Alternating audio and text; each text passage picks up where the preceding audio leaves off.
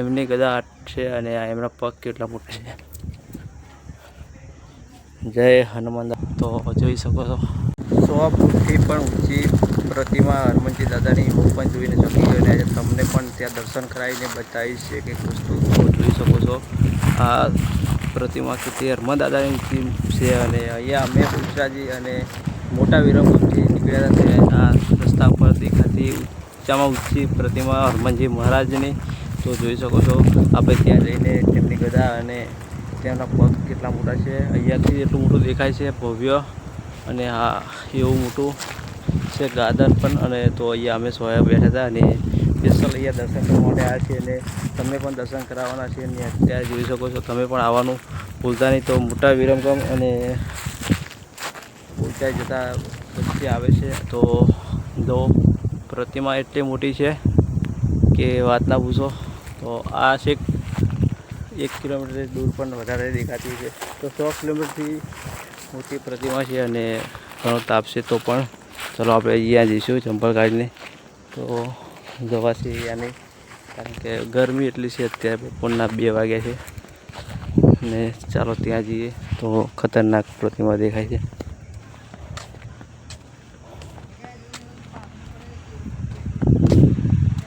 તો પ્રતિમા બહુ મોટી જ છે અને હનુમાનજી મહારાજની આટલી સાળંગપુરમાં છે.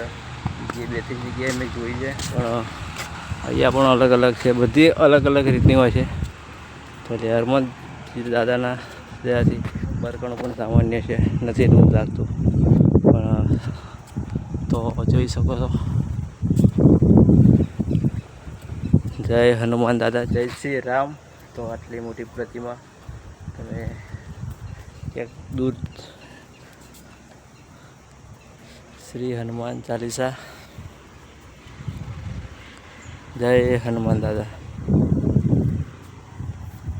તો આ છે તેમનું પૂજા થતી અને સૌથી મોટી પ્રતિમા હનુમાન દાદાની એટલે અહીંયા.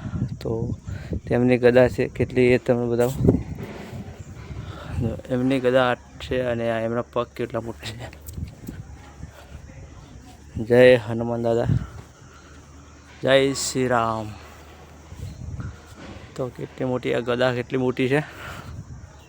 જો ગોળ ફરશું આપણે અને અહીંયા છીએ અને આ ગાર્ડન પણ જોરદાર છે. એમનો પગ જ કેટલો મોટો છે. વિશાળ પ્રતિમા બનાવવામાં આવી છે.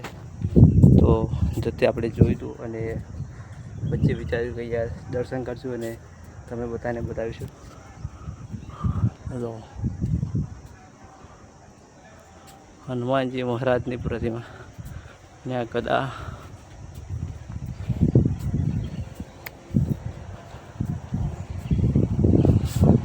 કેટલી મોટી ગદા છે. પ્રતિમાએ જઈને આવ્યા અને આ હનુમાન દાદાના દર્શન કરી લીધા છે અમે. તમે પણ દર્શન કરી લીધા. તમને પણ મોકો મળ્યો દર્શન કરવાનો.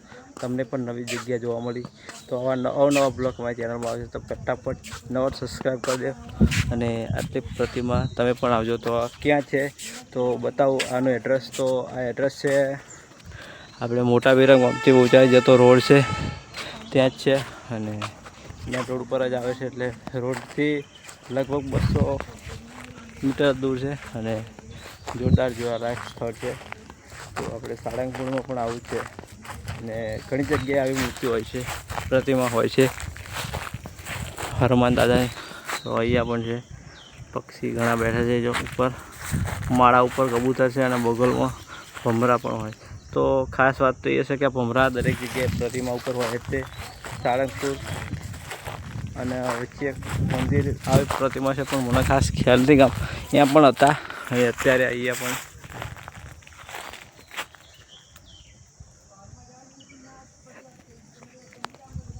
મિત્રો આ લોકેશન પર આવવાની તો અથી ચાહ નથી જીતી અને આવી ગયા અને દર્શન થઈ ગયા. તમને પણ દર્શન કરી ગયા તો એક નંબર લાગી રહ્યું છે. અને તમે પણ આવો અને જો દોસ્તાર સાથે આવવાની તો બહુ મજા આવે. અને સાંજનું વાતાવરણમાં તો મજા આવે, સવારમાં તો પણ ખૂબ મજા આવે. અને અત્યારે હું બપોરે આવ્યો છું, બપોરનો સાવતો છે પણ ત્યાં તડકામાં જતી રીતે આટલે જતે ચંપલ કાઢીને આટલે જતી તો તમને ખબર છે શું હાલ થાય.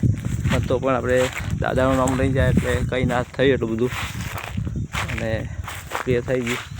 તો મસ્ત જગ્યા છે અને આપણા ખેતરો છે ને રોડ છે. આ કંઈક ગામમાં તો ગામનું નામ ખબર નહીં એડ્રેસ, પણ હાઈવે છે બેન. એ ટ્રક જાય અને હાઈવેથી થોડાક અંદર આ પ્રતિમા તમને જોવા મળશે અને હનુમાનજી મહારાજના દર્શન થઈ જાય. તો જય શ્રી રામ. રામમાળી રામ મેળી માતાના દર્શન, ઊંઠા મેળી માતાના એટલે રામમાળી રામ બહુચર માતાના દર્શન. બહુચરા જે અમે કહ્યા છે તો એ પણ બ્લોગ બની ગયું છે. શંકરપુર દર્શન કર્યા એ પણ બ્લોગ બની ગયું છે. અને અહીંયા હનુમાન દાદાના દર્શન કર્યા છે એ પણ બ્લોગ બની ગયો છે. માતૃમાની વાવ અમદાવાદ અને બહુચરમાની વાવ એ પણ બ્લોગ આવી ગયો છે, જોઈ લેજો. અને દાદા હરિની વાવ એનો પણ બ્લોગ આવશે તો આવી જશે. તો જો પ્રતિમા બહુ મોટી છે, ખૂબ મજા આવે છે અને આવા નવા બ્લોગ જોવા અમારી ચેનલમાં નવા બ્લોગ અવનવા સ્થળે લઈ જઈએ છીએ. માતાજીની કૃપા થાય તો દરેક જગ્યાએ અવનવા મંદિર, અવનવા બ્લોગ, અવનવા વિશાળ આવી પ્રતિમાઓ બતાવશું અને આવી અવનવા સ્થળે જઈશું. તો નવા તો લાઈક શેર સબસ્ક્રાઈબ કરી દેજો. જય માતાજી. ફરી મળીએ નવા બ્લોગ સાથે, નવા વિડીયો સાથે.